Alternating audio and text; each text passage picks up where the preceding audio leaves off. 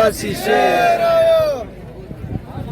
भारत आदिवासी party के ऐतिहासिक आगाज के अवसर पर मैं भील प्रदेश के साथ साथ में पूरे देश के मालिक और मालकिनों का मैं उनके चरणों में नमन करता हूं, जोहार करता हूं और साथ में ही हमारे मंचासीन राष्ट्रीय कार्यकारिणी के सदस्यगण और मीडिया कर्मी आप सबका मैं हार्दिक जोहार अभिनंदन करता हूं।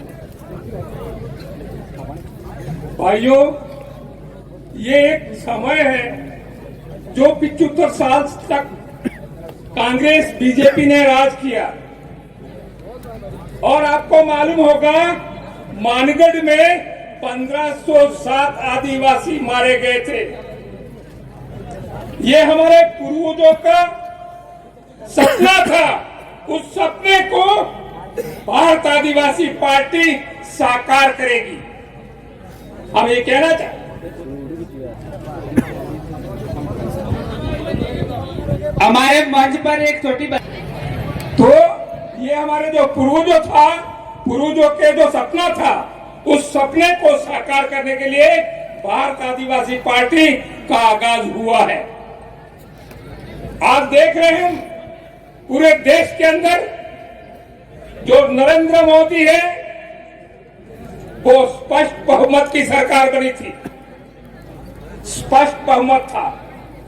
हमें स्पष्ट बहुमत सरकार की वजह से पूरे देश के अंदर कहीं आदिवासियों को अत्याचार हो रहे हैं, कहीं मुस्लिमों पे अत्याचार हो रहे हैं धर्म के नाम से, और कहीं देश के एसटी एससी ने छुआछूत के नाम से हो रहे हैं। ये जो अत्याचार हो रहे हैं वो लगातार हो रहे हैं। आपने देखा होगा मणिपुर के अंदर जहां बीजेपी की सरकार है, राज्यपाल आदिवासी है, देश की जो सरकार है वो बीजेपी की है और देश का राष्ट्रपति है वो आदिवासी है। जब आदिवासी होते हुए, राज्यपाल आदिवासी होते हुए, बीजेपी की सरकार होते हुए भी आदिवासियों के साथ में, औरतों के साथ में बलात्कार किया, उनको नंगी करके जुलूस निकाला, कितनी शर्मनाक बात है। ये हम पूरे देश के आदिवासियों की नहीं, पूरे देश के लोगों के लिए शर्मनाक बात है। ऐसी सरकार एक घंटे नहीं रहनी चाहिए निश्चित रूप से। लेकिन राष्ट्रपति जो बनी हुई है वो गुलाम राष्ट्रपति है। ऐसे गुलाम राष्ट्रपति को शर्म आना चाहिए, नहीं तो मणिपुर की सरकार तो बर्खास्त करते, केंद्र सरकार की जिम्मेदार थी। लेकिन भाइयों और बहनों, आपने देखा होगा कि डूंगरपुर जिले में आपका आशीर्वाद रहा और 2 एमएलए बनाया आपने, और साथ में ही 13 जिला परिषद सदस्य बनाया, 13 जिला परिषद बनाया जो आदिवासी सिलेक्शन प्रणाली था उसके तहत। और कांग्रेस के 6 जिला परिषद सदस्य थे, बीजेपी के 8 थे, लेकिन 13 की जिला प्रमुख बननी चाहिए थी। लेकिन कांग्रेस और बीजेपी, ये कमल कांग्रेस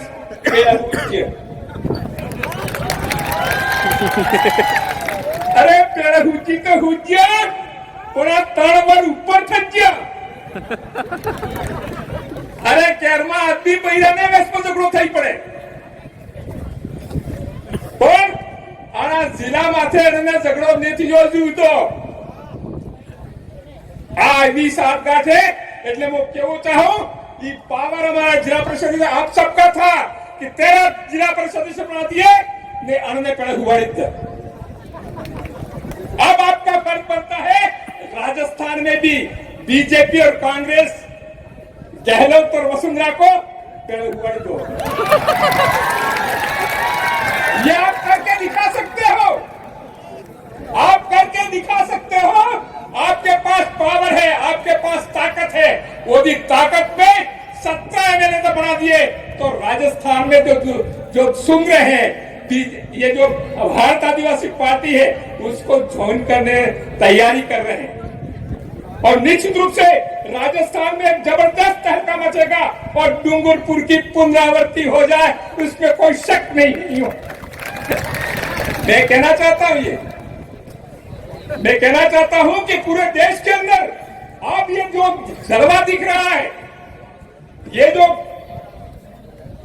भारत आदिवासी पार्टी के आगाज के अवसर पर उसमें हमारा एसटी, एससी, ओबीसी, माइनॉरिटी, इन सबको एक मंच पे आना होगा।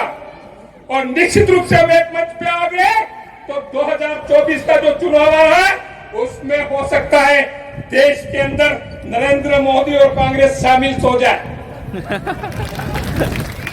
तो ये फर्क बनता है देश के मालिकों का इसलिए फर्क बनता है कि आज तक हमने सहन किया, आज तक देश की जनता के जो अत्याचार हुए, अन्याय हुआ, वो हमने स्वीकार किया है। और ये देखा हमने कि क्यों हो रहा है ये इस वजह से हो रहा था कि जो सिलेक्शन पावर था, वो सिलेक्शन पावर इन कांग्रेस और बीजेपी थे, उनके उद्योगपति थे, लखपति थे, करोड़पति थे, उनके हाथों में था।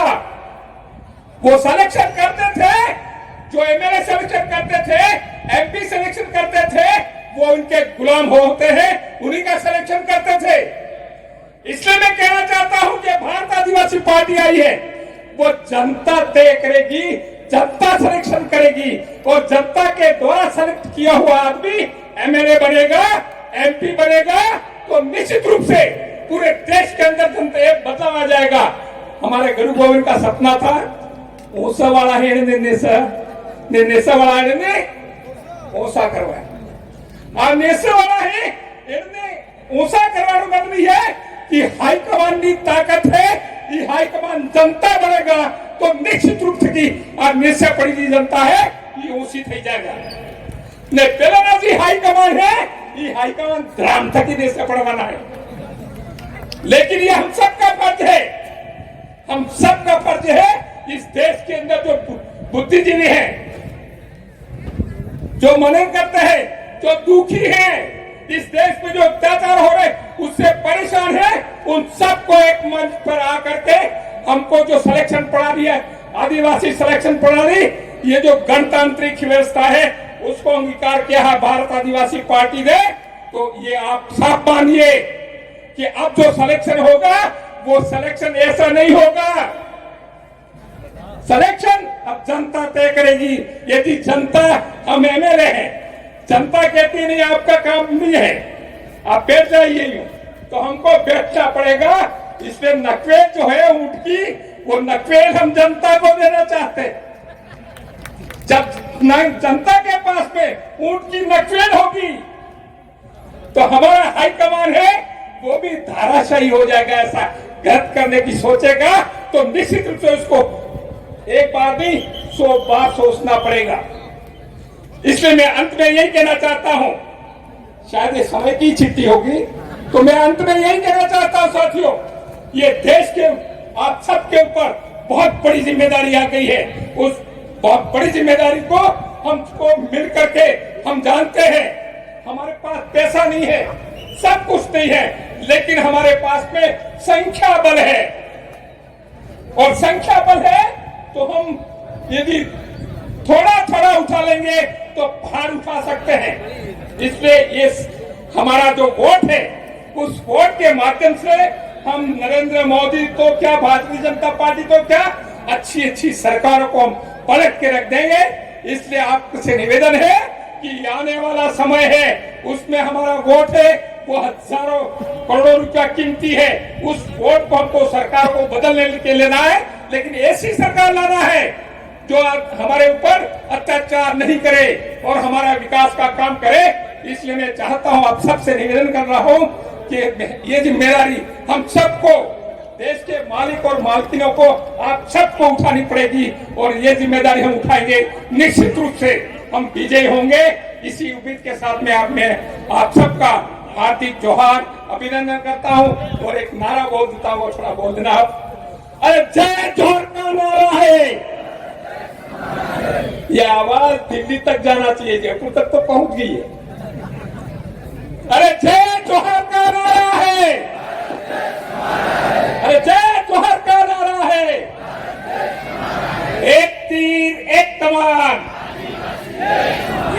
बराबर केंद्र सरकार में और राज्य सरकार में हो जाना चाहिए और वो धराशायी हो जानी चाहिए। यही बात करके मेरी बात खत्म करो। जय जवाहर।